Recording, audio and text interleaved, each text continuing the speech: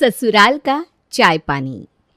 ये कहानी शुरू होती है दीपा के घर से, जहां दीपा और उसके भाई शुभम को एक ही तरह पाला पोसा और बड़ा किया गया था।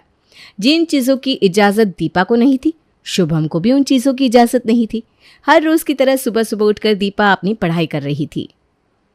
एक तू है जो उठते ही पढ़ाई में लग जाती है, फिर नाइट शिफ्ट करती है, और एक तेरा भाई एक नंबर का आवारा। पापा, वो छोटा भी तो है ना, धीरे धीरे समझ जाएगा। सब बच्चे एक जैसे नहीं होते। अरे मैं भी क्या तुझे डिस्टर्ब करने लगा? तू पढ़ बेटा, मैं तेरे लिए चाय लेकर आता हूँ। विनोद अपनी चाय के साथ अपनी बेटी के लिए भी चाय बनाता है और इस तरह दीपा की लाइफ चल रही थी। वो पढ़ाई, ऑफिस और जहाँ तक हो घर का काम भी कर रही थी।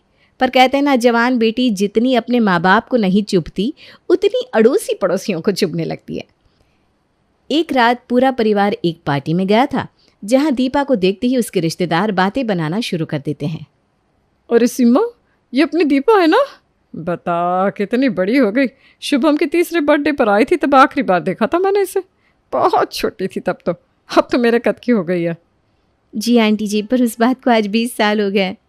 बता, 20 साल हो गए और मुझे पता ही नहीं चला। अरे पता चले भी तो कैसे? घर गृहस्थी से फुर्सत मिले तब मैं तुम लोगों से मिलने आ पाऊँ। हाँ भाभी, घर गृहस्थी चीज़ ही ऐसी है, सुबह से रात तक भाग दौड़। पर ये भाग दौड़ना ज़रूरी भी है। कब तक कि कोई माँ बाप या कोई भाई अपनी बहन बेटियों को अपने घर पर रखते हैं। इसीलिए वक्त रहते अपने अपने घर का हो जाना बहुत ज़रूरी है। जब 20 साल पहले मैं तेरे यहाँ आई थी, तब बेटा तू 6 साल की थी, यानी उस हिसाब से अब तो 26 की हो गई। बाप रे बाप, इससे देर करेगी तो क्या दुल्हन बनेगी? दुल्हन तो कच्ची ही अच्छी लगती है। सुशीला की बात सुनकर दीपा बहाना बनाकर वहां से निकल जाती है। पर एक पार्टी जहां पर रिश्तेदार, पड़ोसी, मेहमान सब हो, वहां बचती भी दीपा तो कैसे बचती। फोन लेने के बहाने दीपा आगे बढ़कर चाउमीन के स्टॉल पर पहुंचती है। अरे यार, तू भी इनवाइटेड थी? सही है बॉस। और कैसे सब कुछ? तो गवर्नमेंट जॉब की तैयारी कर रही थी ना, क्लियर हुई क्या? अरे नहीं हुई होगी, वरना अभी तक तो पोस्ट कर दिया होता। क्या यार, कितने सालों से इन चीज़ों में पड़ी है तू। छोड़ ये सब और शादी वादी कर। मुझे देख, 23 की उम्र में शादी कर ली और 24 को बच्चा। आराम से 26 होते होते मेरा बच्चा पलकर बड़ा भी हो गया। अब मैं जैसे चाहूँ जीवन जी सकती हूँ, कोई टेंशन नहीं है। जितनी एज हो जाती है ना, उतनी ही शादी में प्रॉब्लम आती है, और बच्चे का तो पूछ मत। पता नहीं क्यों आ गई मैं शादी में, जिससे देखो मेरे पीछे ही पड़ा है। ये तो बस एक छोटी सी झलक थी। विनोद जब भी अपने घर से बाहर निकलता, उसे कोई ना कोई टोक कर दीपा की शादी करने को कहता। एक रोज जब विनोद दुकान के लिए निकल रहा था। और भाई साहब, कैसे हैं आप? अच्छा हो बहन जी, आप बताइए। मैं अभी आपके घर ही आ रही थी। वो मेरे बेटे को बेटा हुआ है ना, उसी के फंक्शन के लिए कार्ड देने। वैसे दीपा भी तो मेरे बेटे के साथ ही हुई थी ना? नहीं नहीं बहन जी, वो तो 2-3 साल छोटी है। क्या भाई साहब, बुढ़ापा दिखने लगा है आपकी याददाश्त में। मुझे अच्छी तरह याद है, मेरे करण का बर्थडे 9 दिसंबर को पड़ता है और उसी के 10 दिन के आसपास भाभी जी की डिलीवरी हुई थी। हम दोनों बड़ा सा पेट लेकर शॉपिंग पर जाते थे। कैसे भूल सकती हूँ मैं? बताइए, यहाँ मेरे बेटे को बच्चा भी हो गया और वहाँ दीपा अब तक पढ़ाई कर रही है। अरे पढ़ाई तो शादी के बाद भी हो सकती है ना भाई साहब। मेरी बहू भी तो पढ़ती है। पढ़ाई तो पूरा जीवन चलेगी, तो क्या वो शादी नहीं करेगी कभी?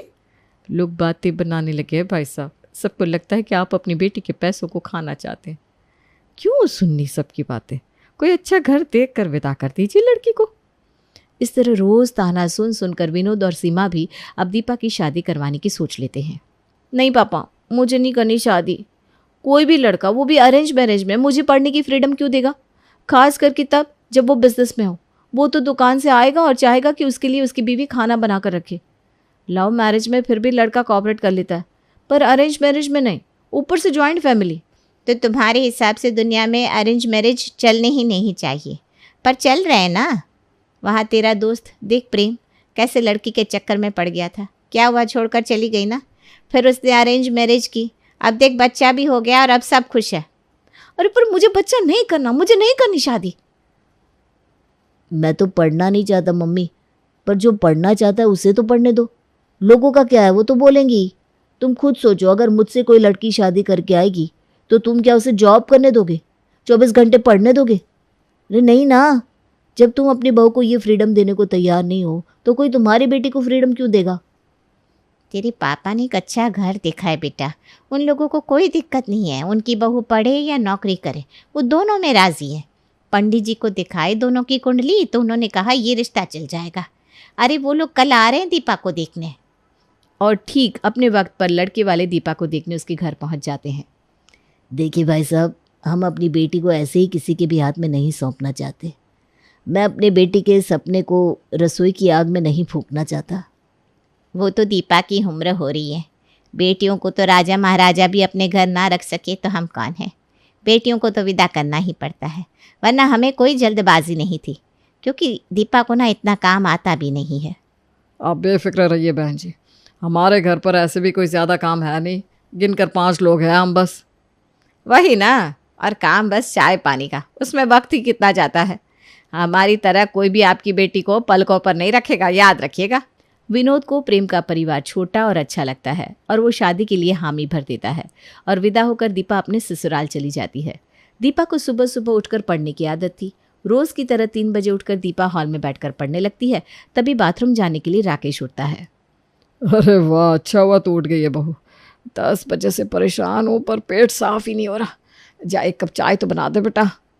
अपने ससुर को चाय देकर दीपा फिर से पढ़ने बैठती है कि थोड़ी देर बाद उसे दरवाज़ा खुलने की आवाज़ सुनाई देती है। वो देखती है कि उसकी सास उठकर दरवाजे के बाहर झाड़ू लगा रही है। अरे बहू उठ गई है तू, चल ज़रा चाय पानी देख लेना बहू, मुझे ना शुगर की दवाई लेनी होती है। जी मम्मी जी।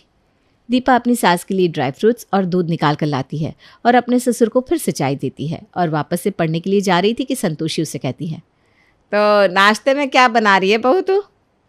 अब बताइए मम्मी जी, वही बना देती हूँ। एक काम कर, उपमा बना ले, उपमा हल्का भी रहेगा। नहीं नहीं, फिर तेरी ननद क्या खाएगी। अच्छा छोड़, फिलहाल तो उपमा बना। दीपा फिर से किचन में जाती है। एक बार में कोई कुछ बोल ही नहीं रहा, 2-2 मिनट में काम बता रहे हैं। चाय पानी बोलकर नाश्ता भी बनाना पड़ रहा है मुझे। दीपा उपमा बनाकर अपने सास ससुर को पेट भर के खिला देती है कि कुछ देर बाद प्रेम और नैना अपने अपने कमरों से बाहर आते हैं। चाय पिला दो दीपा। मेरे लिए कॉफ़ी भाभी। दीपा किचन में जाती है और पहले से बनाए हुए चाय को ही गर्म करके प्रेम के लिए ले आती है, जिस पर संतोषी कहती है, इतनी जल्दी चाय बन गई? तू तो बस गई और वापस आ गई। कहीं तो सुबह वाली चाय गर्म करके तो नहीं ले आई ना? हाँ मम्मी जी, मैं तो वही चाय ले आई। अरे नहीं नहीं बहू, ये गलती मत करना।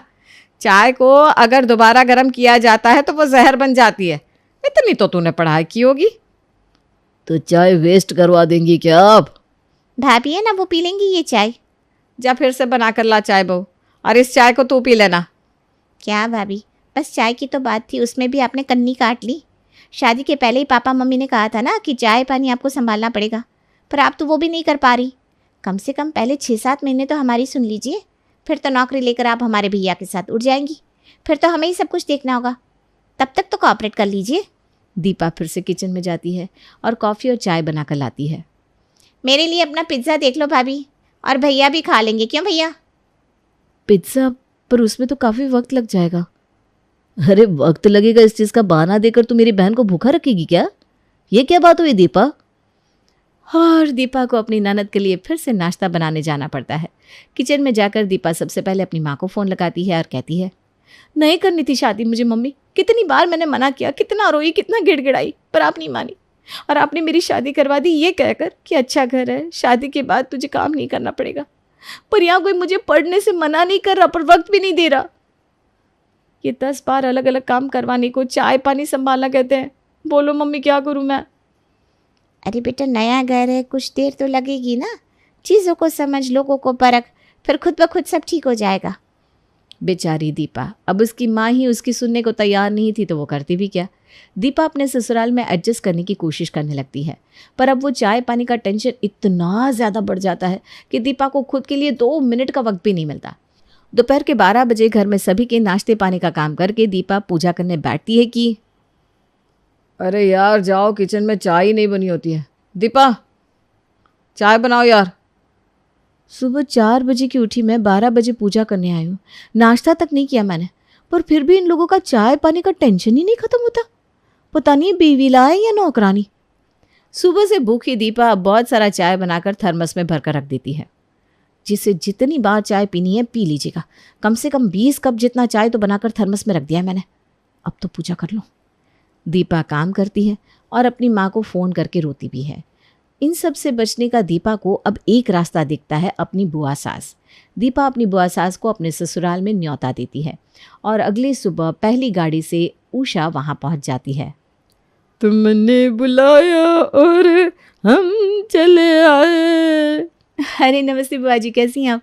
बैठिए बैठिए। अरे बैठिए, क्या होता है बहू, जरा चाय पानी का इंतज़ाम कर दे, थकी हारी आई हूँ मैं। दीपा फौरन रसोई में जाती है और अपनी बुआ सास के लिए पकौड़ियों के साथ चाय लेकर आती है, जिसे 2 मिनट के अंदर अंदर खाकर उषा ख़त्म कर देती है। ये तो मुंह को भी ना लगे ऐसा नाश्ता लेकर आई थी तू बहू। नाश्ते का वक्त है, नाश्ता तो ठोस होना चाहिए, ज़रा इंतज़ाम कर। हाँ, और हाँ दोपहर को मेरे लिए राजमा और चावल बना देता, साथ में कड़ी भी चलेगी और पापड़ अचार तो होने चाहिए।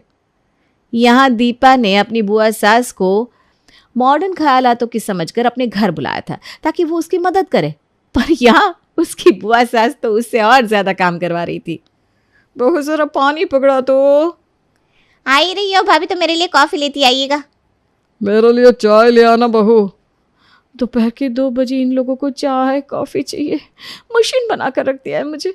जिस दिन से शादी हुई है 1 घंटा लगातार पढ़ाई नहीं कर पाई मैं, और इस बुआ जी का तो अलग ही रूप देखने को मिल रहा है। अब बहुत हुआ, अब मैं बर्दाश्त नहीं करने वाली। और जैसे ही सभी के लिए चाय कॉफ़ी लेकर दीपा हॉल में पहुंचती है, उषा कहती है, भाभी आप लोग शाम में कुछ नाश्ते का प्लान नहीं करते क्या? मेरे घर में तो हर शाम कभी पकोड़े, कभी झाल मुड़ी, कभी पानी पूरी बनती रहती है। बिना खाए मेरे पति का गुजारा नहीं होता। अरे खाना ही चाहिए दीदी, इंसान कमाता ही क्यों है, और वैसे भी नाश्ता बनाने में वक्त ही कितना लगता है। बहू तो है ही, बना देगी। तो मेरे लिए पिज्ज़ा। मैं क्यों बनाऊंगी? मैं इसलिए आई थी कि यहाँ इस घर में 24 घंटे दीपा ये कर दो, दीपा वो कर दो, दीपा पानी का ग्लास पकड़ा दो, दीपा कॉफ़ी दे दो। कोई उठकर एक पानी का ग्लास भी नहीं लेना चाहता। ये क्या बात हुई भला? मुझसे नहीं बनेगा नाश्ता, जिसे बनाना है बना ले। ये कहकर दीपा कमरे में चली जाती है। बाप रे बाप, कैसे हम लोगों का मुंह तोड़ कर गई है ये लड़की। देख रही है दीदी, रात को आने दीजिए प्रेम को, इससे ठीक नहीं किया तो मेरा नाम भी संतोषी नहीं। संतोषी प्रेम को कॉल करके दीपा की हरकत के बारे में बताती है और वो जानबूझकर दीपा को कॉल करके अलग अलग खाना बनाने को कहता है। इतना कुछ प्रेम? हाँ तो 2 सब्जी, नान, बिरयानी और रायता। वक्त ही कितना लगता है इन चीज़ों को बनाने में। 2 घंटे में मैं आ जाऊँगा, तब तक सब तैयार रखना।